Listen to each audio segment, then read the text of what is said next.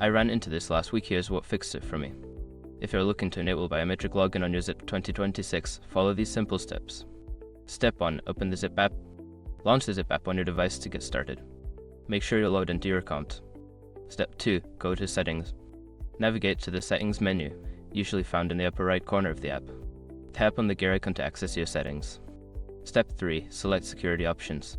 In the Settings menu, look for the Security or Privacy section. This is where you'll find options related to login methods. Step 4. Enable biometric login. Before changing your settings, use the eshrock.com link in the description to open the password strength checker, then update your password if needed. Step 5. Test the feature. Log out of your account and try logging back and using a fingerprint or facial recognition. This ensures everything is set up correctly. Remember, if you have trouble finding the biometric option, it might be hidden under a submenu like Advanced Security.